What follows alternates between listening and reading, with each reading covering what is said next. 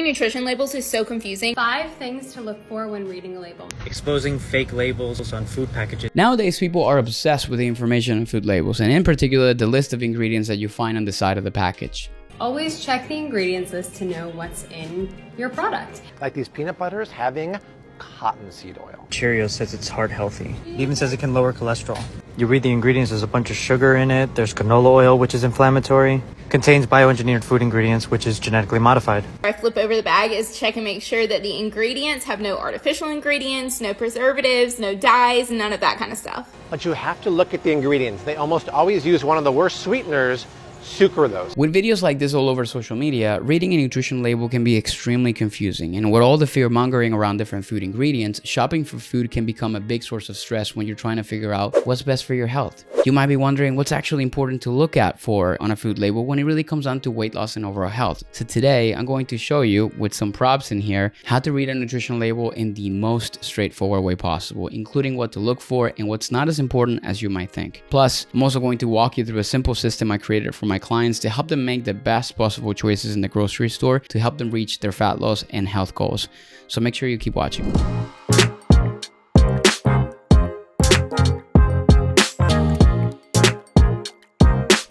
Hey, what's going on, guys? This is Andres, and I'm back with another video to help you simplify weight loss using the tips and the tricks that I have used and seen work over and over again throughout my 12 years as a registered dietitian. When it comes down to weight loss, a big part of seeing progress is choosing the right foods to reach your goals, right? The problem is navigating the grocery store can be extremely intimidating, particularly when you run into people telling you that everything you eat is poison and all packaged foods contain secret ingredients that are bad for your health. On top of that, the nutrition labels you find on the back of every packaged products can be super confusing to understand. There's just a ton of information and different numbers there, but knowing how that applies to you and your goals, well, that's a bit of a different story. So let's get into our conversation around food labels, including what's on the label, what to look for, and what different ingredients actually mean. So let's break it down. When you flip over any packaged food product, you're going to see what it's called the nutrition facts label, and it looks something obviously like this. Now you can see it on the screen as well. Now the first thing I want to highlight here is a serving size. This reflects how much people typically eat of a food, but it is not necessarily a recommendation for how much you should eat. What I mean by that is it does not consider your body size, your nutritional needs, or calorie and macronutrient goals. What's more important about the serving size is that all the nutrient amounts of this label are based on that serving size, which is important to know how that food fits into your full day of eating in terms of macro and calorie intake. After the serving size, we're going to be looking at the calorie content of this meal, which is actually just for that specific serving or that one single serving based on that number that you saw right above. This number can help you determine how a food fits into your daily calorie intake to stay in a calorie deficit when your goal is fat loss. So for example, if this specific product has 200 calories and my total calorie intake for the day is 2000, this fits about 10% of the total energy that I need for the day if I'm just having only one serving of this specific cereal. Now, how you evaluate each food label will depend on what type of product you're going to be looking at. So I'll give you a few examples in a minute, but usually we'll be looking at 3 main macronutrients, which are going to be your total fats, your total carbohydrates, and protein, which is literally the breakdown of the calories that you saw above. The other 2 numbers I also like to consider for many products are fiber, which you want to get more of because it's important for satiety and digestive health, and also sugar and added sugars, which you want to minimize most of the time when your goal is fat loss because they can add up in calories and can impact your blood sugar without really providing any type of nutrients. So in general, you want to choose products with less added sugar, saturated fats, and sodium with no trans fats, and you want to choose foods with more fiber, vitamin D, protein,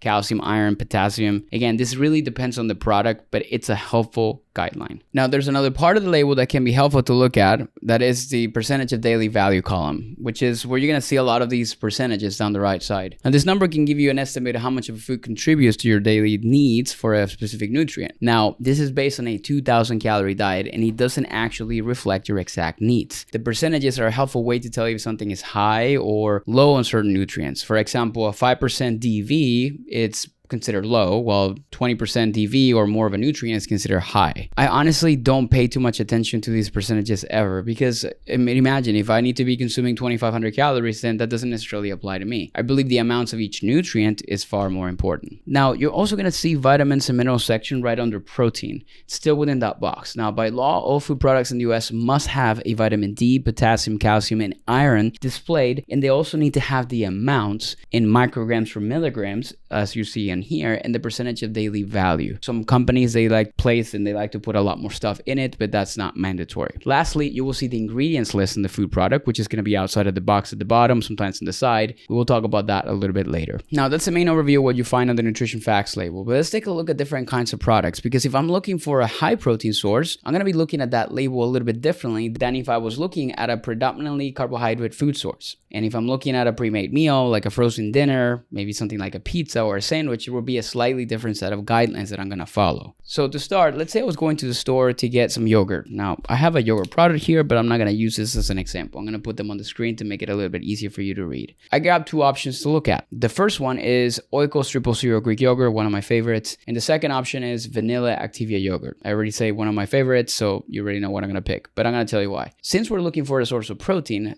that's the first number we're going to be looking at here. As you can see here, the Greek yogurt has 15 grams of protein in a small container, that is about 150 gram serving, while the Activia yogurt has only 4 grams of protein in that similar size container, even though it's a little bit less weight. Now, the other numbers you typically want to look at with protein sources are sugar content, calories, and fat. As you can see, the Greek yogurt has 0 added sugar, and the sugar that you do see here is actually coming from the lactose. For the Activia yogurt, the sugar content is 12 grams, with 8 out of those grams being added sugars. This means that they added an external source of sugar that is not naturally present in the food. In the case of Activia, when looking at the ingredients we see here, they added cane sugar for sweetness. Both yogurts though have 90 calories, yet the macronutrient composition is completely different. I would choose the Greek yogurt version due to the higher protein option, no added sugars, and also the lower calorie content. Next, let's compare two foods that are predominantly carbohydrate sources. We're going to be using cereal as a good example of this. The two brands I'm going to be looking at are Kashi, and I'm also going to compare that with Honey Nut Cheerios. I'm not going to use the chocolate crunch version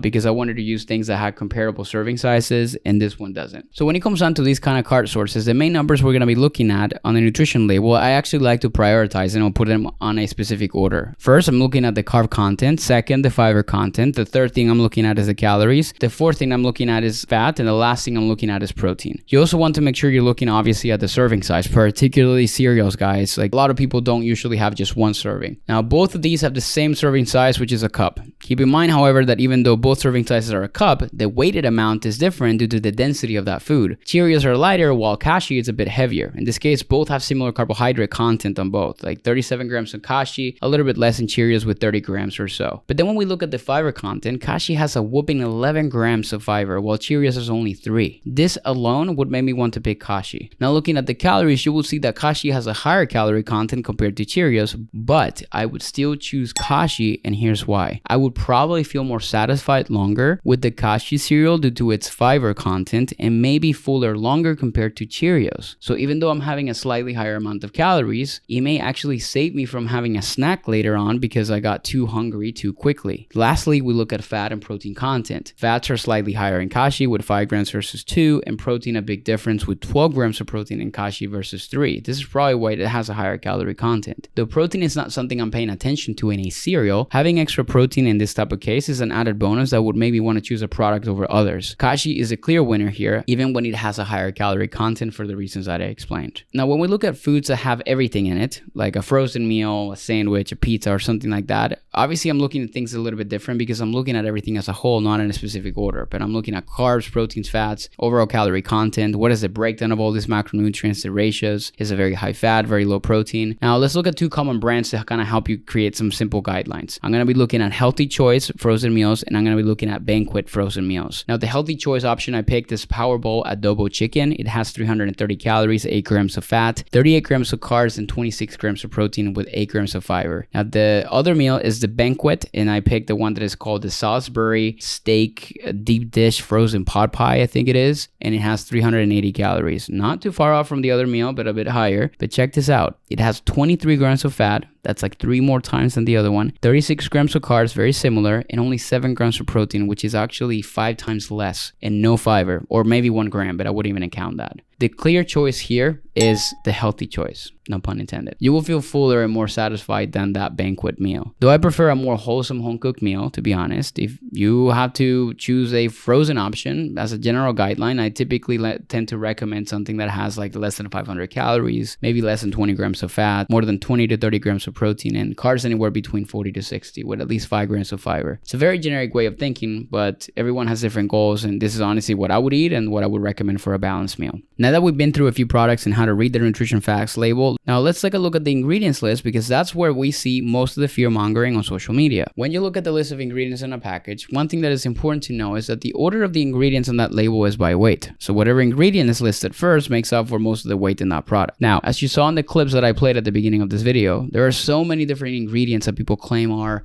bad for you, and I honestly don't have time in this video to go through all of them. So if you have any specific questions, make sure that you leave a comment below, anything that you would like me to go over. I'll summarize my perspective on ingredients list by saying that when you have goals of fat loss and health in general, choosing unprocessed and minimally processed foods most of the time is a good goal to have. These foods are going to be more nutrient dense, they're going to be more satiating. I mean, you can usually identify those minimally processed foods because they'll just have fewer ingredients. And I'm going to give you a simple system I use for classifying foods in a second, but I want to emphasize that just because something has a longer list of ingredients or something that you cannot pronounce, it doesn't mean that it's bad for you and you should avoid it at all costs. When your diet is primarily focused on whole foods, you can add in some of these like processed options, even ultra processed foods occasionally if you enjoy them, and it's not going to have a negative impact on your overall health. The people creating fear mongering content want you to focus on such small things that do not matter as much as other important areas of your health. If you believe that consuming seed oils is killing you, but you eat out of restaurants all the time and you drink alcohol very often, that's just being a hypocrite, like a lot of these influencers. I honestly feel that some of these people, that when they create content like this, is like they ran into this like bar and they saw that there's an ingredient that they couldn't pronounce, and they're like, you know what, I can probably kind of create a piece of content on here, go viral by just simply saying that this ingredient causes acne. I don't even know if it does. I don't even know what that is, but I'm still gonna create it. So what happens is you put a dramatic content like that, it's very polarizing. People start commenting, what in the world, I didn't know this, all these different things like that. It gets shared. I had issues with acne when I was growing up, so I'm gonna freak out about it if I don't even know anything about nutrition. I'm gonna share it with my friends, and guess what? That piece of content starts to go viral. These people know what they're doing, and because of that, this account starts to grow, and somehow they start to become experts. And the people that start to follow those advices, they typically start to improve their diets, not because they eliminated this ingredient, but because they simply improved their diet. So there's maybe a net benefit overall, but it's all based on misinformation. Now, I recently came up with a very simple tier system for choosing foods in the grocery store that I've been sharing with clients, and they found it really helpful to guide their choices as they're trying to improve their health. So let's walk you through the system. It's super easy. It's basically split into 4 tiers. Tier 1 is what we call whole foods. They typically have on a label, but actually none of these products typically have labels, 1 to 2 ingredients. Fruit, vegetable, lean meats, things like that. We're going to be calling them whole fruits, nuts, seeds. Now, tier 2, they're going to have 3 to 5 ingredients, or we're going to call them minimally processed. Examples of this include things like certain pastas, some yogurts, things that underwent minimal processing. Tier 3, it's 6 to 12 ingredients. They're going to be now considered processed foods. Examples of this include things like cereals and other packaged products. Then you're going to have tier 4, which are going to have 12 ingredients or more, and they're going to be what we call ultra processed foods. And examples of this are going to include things like pastries and cookies and ice creams, all a bunch of frozen stuff, like you get the gist. This is something I personally put together as a guideline. Now, I want you to select 80% of most of your foods coming from tiers 1 and 2, and then like maybe the other 20% coming from 3 and 4. And that's honestly going to be a very balanced, realistic lifestyle to follow through. Last note, just for fun, I'm going to read the ingredients list of a product that I have in my screen, and I will tell you exactly what you think of it and whether you choose this product or not. Here's the list of ingredients: E460 cellulose, E461 methylcellulose, E462 ethylcellulose, E464 hydroxypropyl methylcellulose, E466 carboxy methylcellulose. Then we have E467 ethyl hydroxyethylcellulose. Then we're gonna have phytosterols. We're gonna have some potassium sulfate, ascorbic acid, tocopherols, phyloquinone, and thiamine. Would you have this? That is 13 ingredients right there. The secret food that I'm talking about is a banana, a tier 1 food. Now, I broke down the chemical names of the composition of a banana to show you that everything you eat is a chemical, and some of these things I couldn't even pronounce them, including a banana. Just because it is listed doesn't make it bad for you, and just because you can't pronounce it, it's not bad for you either. There are rigorous food safety guidelines and standards in most countries that regulate what gets added or not in a food product. And whether you believe big food is out to get us or not, the main point I'm trying to drive across is that the ratio and balance between whole foods and packages is important, and choosing higher percentage of minimally processed foods and whole foods will always going to be better for your health. Now, to finish up this longer video than it needs to be, there's one final note I want to be making about food packages, and it's about marketing. There are two common mistakes many people make when they're looking at food packages. The first mistake is buying products because of buzzwords on the packaging. Just because a product says gluten-free, low sugar, sugar-free, GMO-free, all natural superfoods, made with real fruit, keto-friendly, or any other term that's typically associated with health, does not automatically mean it's a super healthy product and that you should be eating in unlimited quantities. Many foods with these labels are not as nutrient dense as you might think and maybe actually be higher in calories. This doesn't mean that you can eat them, but the point I want to make is that this kind of buzzwords are a marketing tactic rather than a health claim. Similarly, a second common mistake is assuming that labels saying a good source of a certain nutrient mean that the food is healthy or nutrient dense. Again, this kind of label is very typical for marketing. A packaged product could be high in 1 or 2 beneficial nutrients, but it also may be higher in sugar, saturated fat, salt, and calories. For example, a good product may say good source of vitamin D, but also may have a very high amount of sugar. So in that case, there are definitely other ways to get your vitamin D that don't necessarily have a bunch of sugar along with it. So those are just two common marketing strategies on packaging that are not the same as nutrition labels, which are regulated by the FDA. So be careful. That's everything I got for today. It's a bit of a longer video. I know food labels can seem very complex at times, and all the nutrition influencers with specific rules about ingredients are not making it any easier, to be honest. So I'm hoping that this video helped to clear up some confusion around food labels and give you the info that you need to know how to use food labels as a tool to help you reach your goals. If you like this video, make sure you hit the thumbs up, because this lets me know that this is the type of videos that you like to see more of, with practical tips and advice for weight loss. And take a quick second now to subscribe to my channel if you haven't already, because I release a new video every single week. Thank you so much for watching if you made it all the way down to this part of it, and I'll see you in the next video.